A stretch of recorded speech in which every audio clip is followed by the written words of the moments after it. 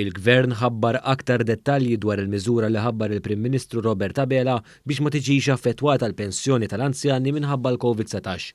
Ħabbru dan il-Ministru għas-Solidarjetà Soċjali Michael Falzon u l-Ministru għall-Finanzi Clyde Caruana, hekk kif spjegaw li dan it-tibdil se jkun qed jorqod lil dawk li twildu bejn l-ewwel ta' Jannar tal-1956 u l-31 ta' Diċembru tal-1961.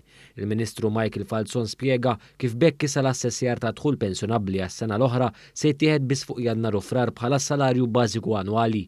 Minħa l-oħra dawk li jaħdmu għal rashom u li kellhom tnaqqis fid-dħul is-sena l-oħra meta faqqet il-pandemija se jkun qed jittieħdilhom in konsiderazzjoni dħul tas-sena l-oħra, dan bilan li ma jkunx hemm diskrepanza negattiva fil-pensjoni. Il-Ministru Falzon spjega kif madwar 2500 persuna mistennija jgawdu minn dan it-tibdil.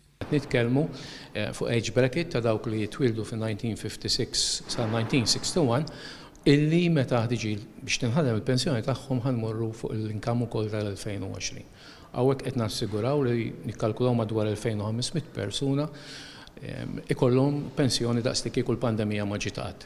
Ovvjament qed nitkellmu allura fuq potenzjal ta' 2500 familja illi seta' kellhom pensjoni baxxa aktar milli suppost għal-kumplament ta' ħajjithom. Min-naħa tiegħu il-Ministru għall-Finanzi Clyde Caruana sostna l-importanza ta' din il-miżura e kif se tolqot madwar 20 sena pensjoni tal-anzjani li twildu bejn is-snin imsemmija. Huwa spjega wkoll kif din il-miżura qed tiġi ppjanata li tibqa' fis-seħħ sakemm tibqa' fostna l-pandemija. Qed naraw li sakemm iddul il-pandemija għalissa ħabbarna l-miżura viżavi s-sena l-oħra però nara li eventwalment tiġi estiża rridu naraw li l-futuri pensjonanti tagħna ma jsofrux telf fil-dħul finanzjarju tagħhom.